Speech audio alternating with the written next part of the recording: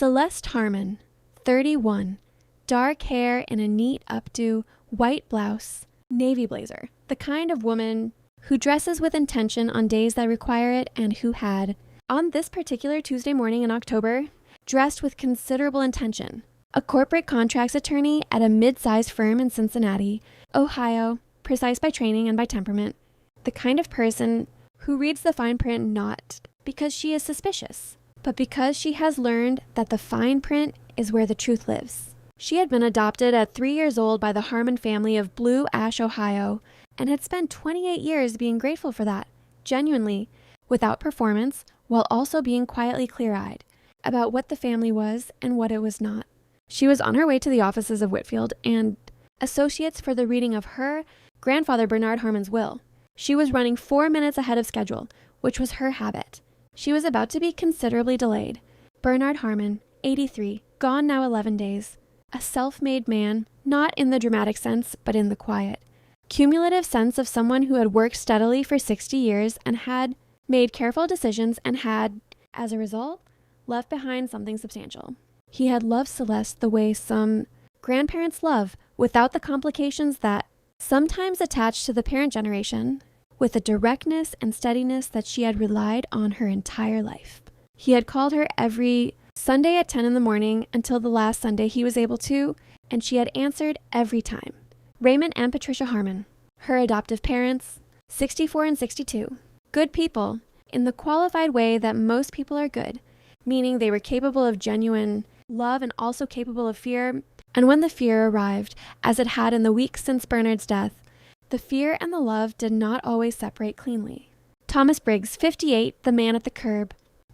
There are people we pass every day without seeing, not because we are unkind, most of us are not unkind, but because the day has weight and direction and we are inside our own momentum, and the people who stand still at the edges of our movement tend to blur. Sometimes one of them says something, and the day stops. Celeste came out of her apartment building at 8:51 on a Tuesday morning with her briefcase, her good coat, and the quiet composure of a woman who has been preparing for something difficult and has decided to meet it well. Her car was at the curb where she had parked it the previous evening. A sensible gray sedan, 6 years old, reliable in the way she valued reliability, not flashy, simply sound. She was 3 steps from the driver's door when the man spoke. He was sitting on the low wall of the planter box near the building entrance. She had seen him there before, several times over the past weeks. Always quiet, always keeping to himself. He wore a heavy coat, a knit hat, worn boots. He had a paper cup of coffee from somewhere, and the morning paper folded across his knee. "Excuse me," he said. She stopped. She looked at him. He was looking at her car.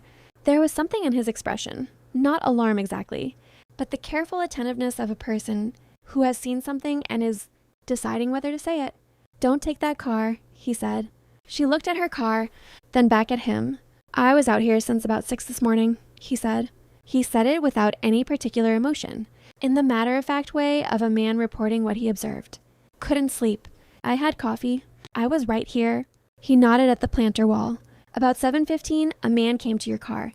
He was under it for a few minutes. Then he walked away." He looked at her directly. "I don't know what he did, but I thought you should know." Celeste stood very still. She was an attorney. She processed information quickly and in sequence, and she understood immediately what he was telling her, and what it meant in the context of a Tuesday morning on which she was on her way to a will reading. "Can you describe him?" she said. Her voice was entirely steady. He described Raymond Harmon. She did not get in the car. She called a friend, another attorney, someone she trusted, and asked him to come. While she waited, she called a tow service that her firm used and asked them to bring someone who could look at the undercarriage before the car moved anywhere. She then called Whitfield and Associates and asked to reschedule the reading for 2 days hence. The assistant on the phone was accommodating. She sat on the planter wall beside Thomas Briggs and waited for her friend to arrive. His name, he told her when she asked, was Thomas. He had been in Cincinnati for about 8 months. He had worked in manufacturing for 22 years, a plant in Dayton, until the plant closed and the series of things that happen when a person loses the center of their livelihood began to happen. Not dramatically, he said, just the way water finds its level, finding the lowest available point. She listened the way she listened to everything, fully, without distraction. The mechanic arrived before her friend. He went under the car for 12 minutes. He came out and told her that the brake line had been partially severed, not fully, not in a way that would cause immediate failure, but in a way that would cause progressive failure at moderate to high speed. On the highway, over the course of 10 to 15 minutes, the brakes would degrade to the point of ineffectiveness. She looked at this information for a moment. She thanked the mechanic. She asked him to document it and to contact her office with the full report. She did not cry. She was not a crier in moments of crisis. She was a processor. The feeling would come later in the quiet and she would let it. For now, she had things to do. Her friend arrived. She briefed him. He looked at her with the expression of someone who has heard something that has shifted the shape of a Tuesday considerably. "What do you want to do?" he said. "I want to take a car service to the office," she said. "And I want to know what the will says before I decide anything else." She went back to Thomas before she left. He was still on the wall, coffee finished, paper now fully read. He looked up when she approached with the alert patience of a man who has spent enough time in public spaces to develop a calibrated sense of when people are going to talk to him and when they aren't. "Thank you," she said. "What you told me, I need you to understand that it mattered considerably." He nodded. "Figured it might," he said. "Wasn't sure. Didn't want to be the person who didn't say something." "I'm glad you did," she said.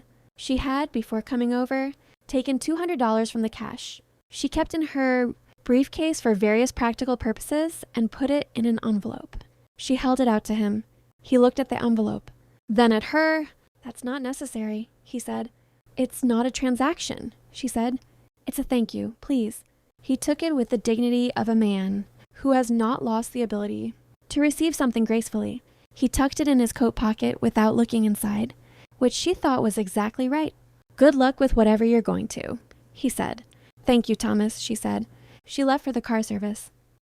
The will reading was 2 days later.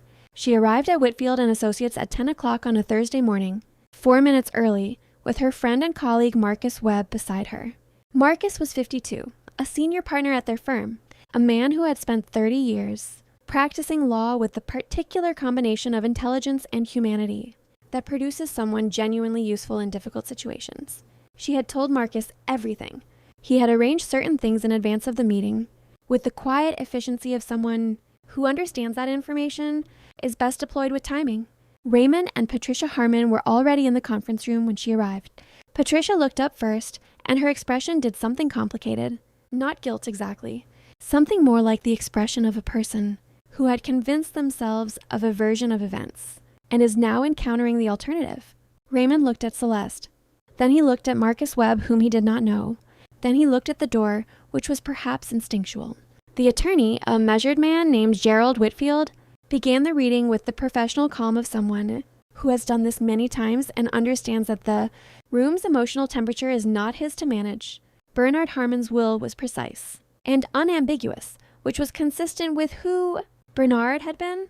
He had left Raymond and Patricia a generous sum, specific and clearly designated, with language that was warm and unequivocal about his love for them as parents. He had left the remainder of the estate, the house on Maple Ridge, the investment accounts, the sum total of which was considerably larger than anyone in the room except Gerald Whitfield had been expecting to Celeste.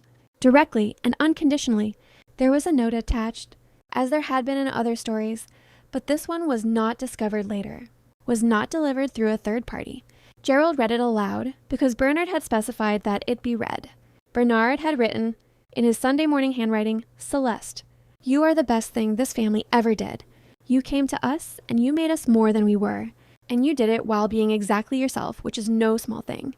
I am leaving you the house because you are the one who will take care of it, the way it deserves to be taken care of. The rest is so that you never have to be careful about the wrong things. Use it for the right things. I trust you completely. I always have. With all my love, Grandpa." The room was very still when Gerald finished. Patricia began to cry. Not the performative kind, the other kind. The one that arrives when a person confronts something they have done and finds it clearly intolerable. Raymond looked at the table. He had the expression of a man whose plan had proceeded to its conclusion and arrived somewhere he had not fully imagined. Celeste looked at both of them. She felt not rage, which she had anticipated and prepared for, but something older and more tired. The particular sadness of looking at people You love who have done something that cannot be undone and who are right now in the full confrontation of that. She said, I know about the car, Raymond. He looked at her. I have documentation, the mechanic's report, a witness. She said it without heat. I'm not going to the police. I want you to understand that clearly. I'm not going to the police. Not because it wasn't serious. Because you are my father and I have not stopped loving you. And I don't believe prison changes the thing that needs to change. Patricia made a sound. What I need, Celeste continued, is for you to understand what you did. And I need you to understand that I know why you did it. You were frightened. You thought I would receive something and you would receive less. And the fear got into the part of you that doesn't think clearly. She looked at Raymond directly. I understand fear. I do not excuse what you did with it. But I understand it. Raymond said nothing. He had the look of a man in the presence of a truth that is too large to argue with. I am not going to hold this over you, she said. I am also not going to pretend it didn't happen. We are going to have a conversation, a real one, not today, but soon, and I am going to need you to be honest with me. Fully honest. She paused. If you can do that, I think we can find a way forward. If you can't, I will have my answer about what this family is. She said it clearly, without cruelty. The way you say a true thing when you have been holding it carefully for 2 days and have decided exactly how to deliver it. Marcus walked her out afterward. They stood on the sidewalk in the October morning. Traffic on 5th Street, the ordinary machinery of a Thursday. The city indifferent and continuous. You handled that well, Marcus said. I handled it the way I needed to, she said. Not perfectly. None of us do, he said.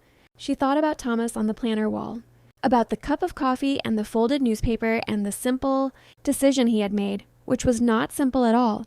For a man in his situation, to stop a stranger and say, I saw something. I think you should know. I want to do something, she said. For the man who warned me. Marcus looked at her. He's been in the city 8 months. He used to work in manufacturing. He's smart, and he's observant, and he tells the truth when it matters. She looked at the street. I want to find out what he needs. Not to make it transactional, just to ask. That seems right, Marcus said. She found Thomas the following morning. He was in the same place, the planter wall, different coffee, a different paper. She sat beside him. She told him, briefly and without drama, what the car inspection had found. He listened with the specific quality of someone receiving the confirmation of something they already knew was serious. I'm glad you said something, she said again. Still think it was the obvious thing to do, he said. It wasn't, she said. For a lot of people, in a lot of situations, it isn't. I want you to know that. He was quiet for a moment. She said, Can I ask you what you need right now? Not what would fix everything, just what would make the next month or the next 3 months easier.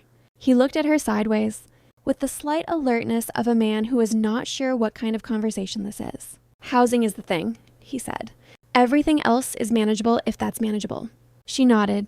She had already spoken to a colleague who worked with a transitional housing organization in the city. She had the information in her pocket. She handed it to him. This is a real program, she said. Not a shelter. Permanent supportive housing. I've spoken to the director. She's expecting your call if you want to make it. He looked at the paper for a moment. That's more than a thank you, he said. It's a thank you that understands what you actually need, she said.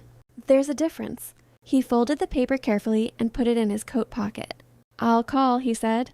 Good, she said. She stood to go. She hesitated, then said, One more thing.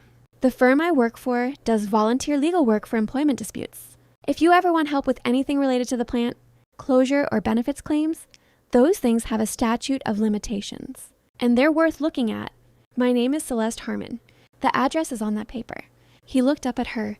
You're going to a lot of trouble for someone you didn't know 3 days ago, he said. You kept me safe, she said simply. I'd like to return the favor while I have the ability to. He nodded, slowly, in the way of a man receiving something with the full weight it deserves. She walked back to her building. The October morning was cold and clear. The city moved around her with its ordinary motion, indifferent, continuous, full of people carrying their own weight in their own directions. She thought about her grandfather's handwriting, about the word completely in the last line, I trust you completely. The word that had stayed with her through 2 days of a very long week, and that she was going to carry forward into whatever came next. She thought about what it means to deserve that word, not to earn it, not to perform it, but to simply be the kind of person on ordinary mornings and difficult Tuesdays and every other day in between, who lives in a way that makes it true. The house on Maple Ridge needed some attention, as old houses always do. She moved in on a Saturday in December. The kitchen was good. The back garden had gone quiet for winter but showed the bones of something that had been tended carefully for many years: raised beds, a small greenhouse, a stone path that her grandfather had laid himself in 1997, and that still ran true. She made coffee in the kitchen on that first morning and stood at the back window and looked at the garden and thought about all the Sundays her grandfather had called at 10 o'clock. The sound of his voice, unhurried, specific, interested. The particular gift of a person who makes you feel that the conversation you are having with them is the one they most wanted to have. She had his phone number still in her phone. She had not deleted it. She did not think she would.